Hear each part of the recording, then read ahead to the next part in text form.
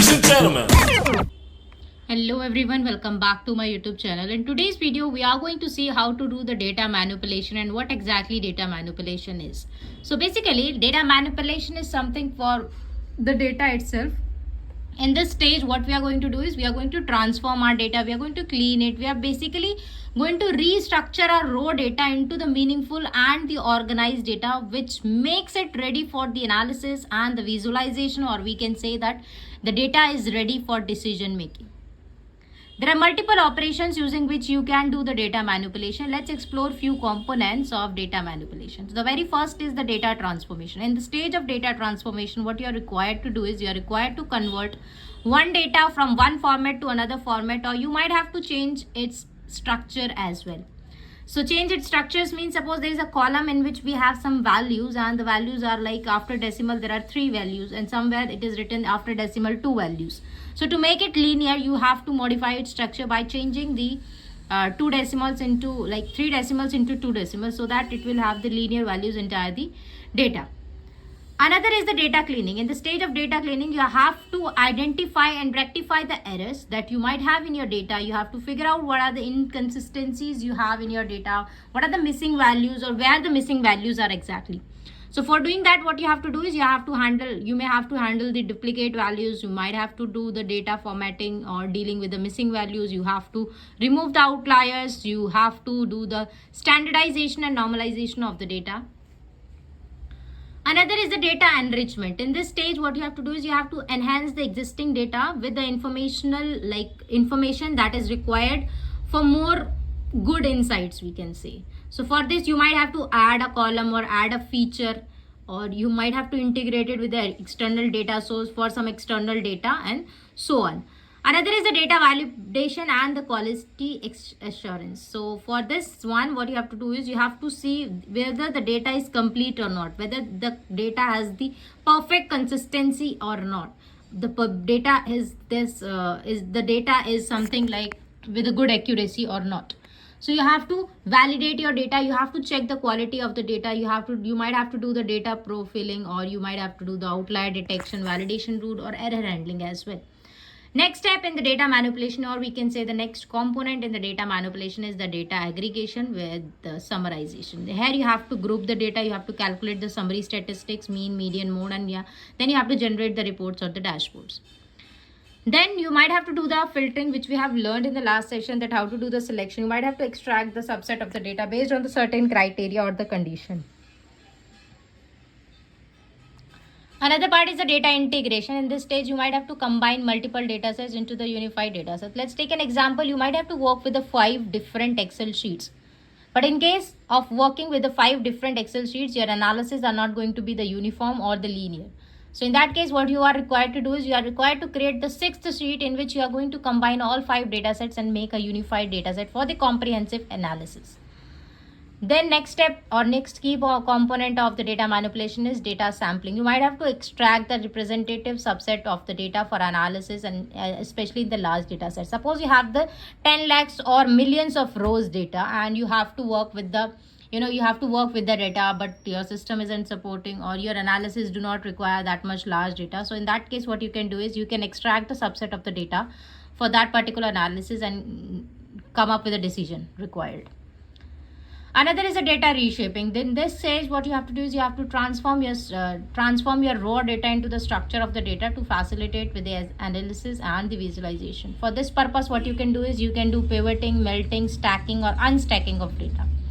Another is the data reduction. You might have to reduce the dimensionality of the data, but while doing this stage, while completing this task, you have to make sure that you are preserving its essential characteristics. That's the must thing that you need to take care. So for this, what you have to do is you have to do the feature selection, dimensionality reduction techniques like PCA or TSNE.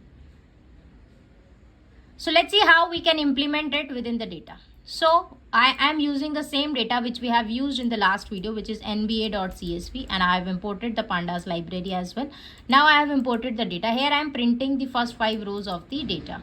So you can see we have the same number of rows, 1, 2, 3, 4, 5, 6, 7, 8, 9. We have in total 9 columns in our data and multiple rows. Now let's see how we can add a row or column, how we can do this. So suppose our task is to add a new row. So for adding a new row, what I am doing is I have created a variable. In this I am adding all the details that are required. Make sure that you are writing all the details for all the required columns. So like for name, I am writing name. For name, I am writing name, then team, then number, position, and so on. I have written for every. But in case of college, I have kept it none. It means this is the missing value. And I have to append it. It means there are two methods to do this. One is using the append. It means to add that particular row in the end of the data. And second is you can use the concat. Concat is also going to do the same thing for you. It will add your data into the end of the data frame that you have already. So for doing that, I am creating a variable df. In the same variable, I am trying to get the data.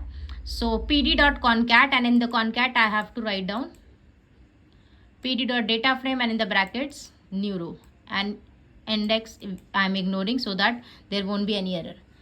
So now let's see how we can add a column. So for adding a column, what I am trying to do is I am trying to create one column on the basis of certain parameters. So let's say in this case I already have the column height and weight.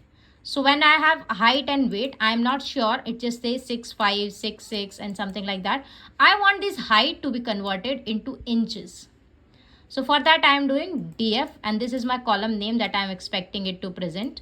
Then I am saying from the height column, I am applying one function to convert it into the inches. So for converting it into the inches, I am using the lambda function where I have written x int x dot split -0, then multiplying it by 12 to convert it into inches, and then same way I am doing it for the 1, splitting it with 1.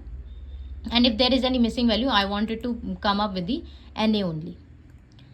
Now another column that I am trying to add is on the basis of the multiplication of the multiple columns. So I am trying to add one column which is BMI column. So for adding the BMI column, I am going to use the weight, height. So the formula for the BMI is weights in pound, height in inches to the power of 2 multiplied by 703. So I am writing the same thing. I am creating a column which is df brackets BMI. In this column I am trying to add on the values df weight divided by df height in inches to the power of 2 multiplied by 703, and that is my data which is generated. You can see we have two more columns like height in inches, and these are the heights in inches. Wherever the missing values were there, it just presented it with the NA. And in case of BMI also, it's doing the same thing. It generated the BMI for us using the height and weight column. I hope this makes sense to you guys. If yes, then you can drop your comments, and let's continue with the next task. The next task is removing the rows and the columns. So removing the rows and the columns means if you wanted to delete something, delete a row or delete a column. This way I was adding the columns and rows. Now let's see how to drop it. So you can use the drop method to do this, to remove rows. To remove any, suppose there is a missing value in a particular column and you wanted to drop all those rows which consist of missing value in that particular column. So what I have done is I am using df drop NA. Drop NA means dropping NA values from the salary column. If there is in the salary column, I am dropping it within the salary column if there is any NA values. Another is to drop a column. To drop a column or to remove a column, you can use the directly drop method with the x is 1. You have to write down the x is 1 if required, else you can continue. df is equal to df.drop. I am writing column is equal to this. If you are not writing column is equal to this, then you might have to use the method of x's. I am writing directly column is equal to college. Then I am printing out the data to check whether it is done or not. So if you can see over here, we do not have the college column right now because we have dropped it. Then also from the salary one, I have also dropped the row which consists of NA. So if you have observed that 0, 1 and then directly 3 comes up. That's because the number 2 index was having any missing value in the college column or salary column. Yeah, over here you can see that this is the column which was having missing value in the salary. That is why that particular row has been dropped. So that's how you can remove any row or column. Another concept is the sorting. This we have discussed as well, I think. So this is very easy. Just like in the Excel, we do directly with the filter one. We can do it over here using the code also. So I've created a variable. Then I have written df.sort values. I want my salaries to be in the descending order so that I can check whose salary is highest one and what's the name of that person. So I have done ascending is equal to false. If you want it in the ascending order, you will keep ascending is equal to true. If you want in the descending order, you will say ascending is equal to false. And this is how the output is generated, where we have this is the highest salary and this is the person's name. Now I can easily observe it, right?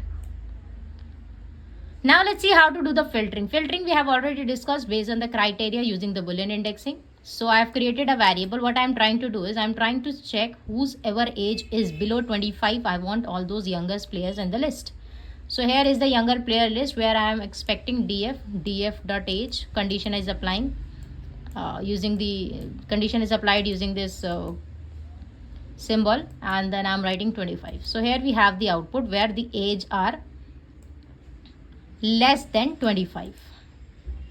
Now let's see how to handle the missing value. If there is any missing value in the data, there are multiple ways to do it. One of the way was to drop it or to directly delete that particular row or the column. So now if you have the missing value, there are multiple ways to delete it. So suppose you have the missing value, you can use the dot mean method to replace that particular cell with the mean value of that column.